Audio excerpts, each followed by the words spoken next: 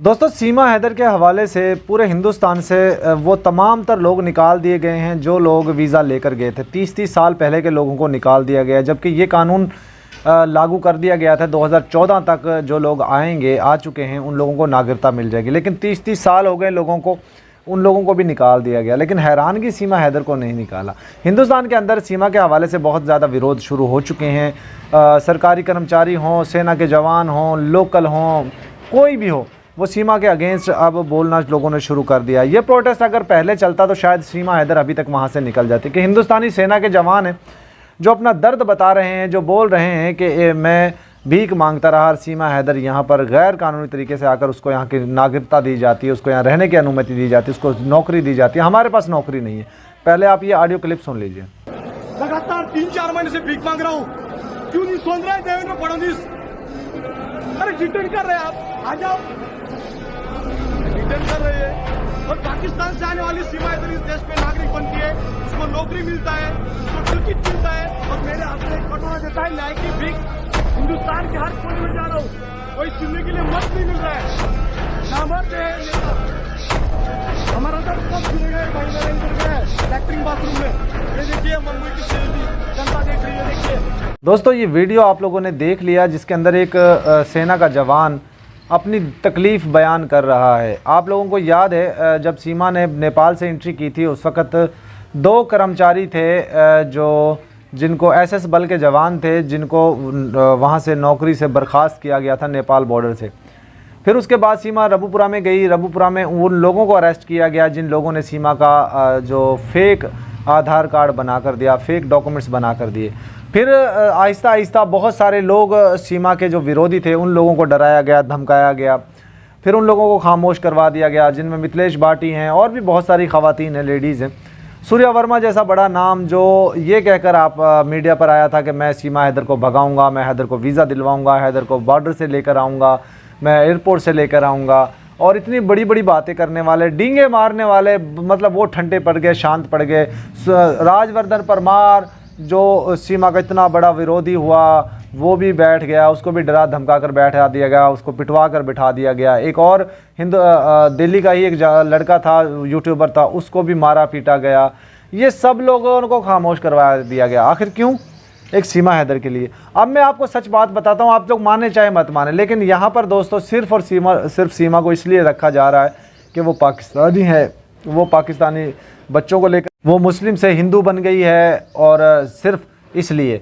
आप लोग जानते हैं कुछ कट्टरपंथी लोग ऐसे हैं जो सिर्फ इस्लाम के ख़िलाफ़ लोगों को इस्तेमाल करते हैं। सीमा उनकी एक भेंट चढ़ चुकी है। ये लोग चाहते हैं कि सीमा पाकिस्तान को बदनाम करे, पाकिस्तान की नाक कटे। जिस तरीके से ये लोग कह रहे थे ना कल कुछ दिन पहले कि भाई अगर सीमा यहाँ से चली जाती है तो हमारी नाक कट जाएगी मीना समाज की। वाकई सही कह रहे हैं वो लोग। अगर सीमा वहाँ से चली जाती है तो फिर उनकी नाक कट जाती है कि पाकिस्तानी औरत को लेकर भी आए और वो वापस भी चली गई।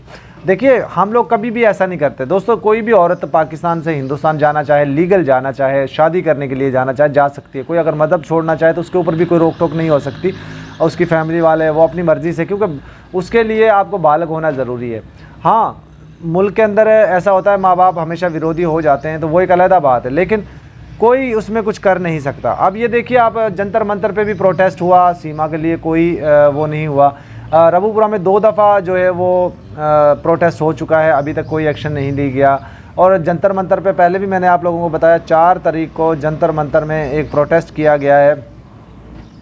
एक पॉलिटिकली पार्टी है इनकलाब, उसकी तरफ से हल्ला बोल, तो उसके ऊपर भी देखते हैं हुकूमत एक्शन में आती है या नहीं। अभी तक तो कोई हुकूमत एक्शन में नहीं आई है, और अगर आती है तो आपके हमारे सब के सामने आ जाएगा। देखेंगे कब तक सीमा हैदर को वहाँ पे सपोर्ट मिलता है, कब तक सीमा हैदर वहाँ से डिपोर्ट हो जाती है।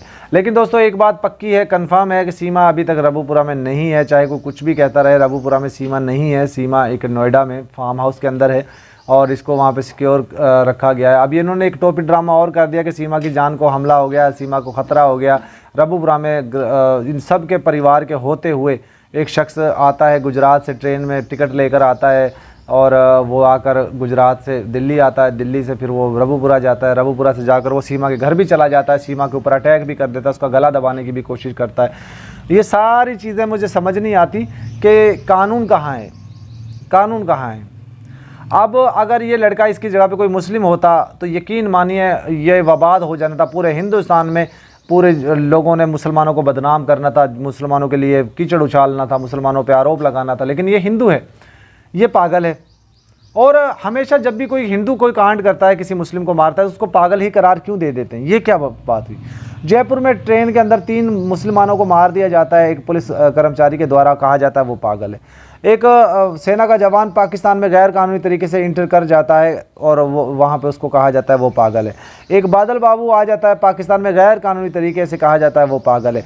अब ये महाशय जो है, ये भी इसके बारे में भी यही कहा गया कि ये पागल है। ये सारे हिंदू पागल ही क्यों निकल आते हैं? हाँ, मुसलमान कोई पागल भी होगा तो वो पागल नहीं रहेगा। इन लोगों ने मुस्लिम हिंदू मुस्लिम करना होता है ना, गोदी मीडिया ने बकवास करनी होती है ना, जहर उगलना होता है ना, इसलिए वो हिंदू मुस्लिम उसमें नहीं करते।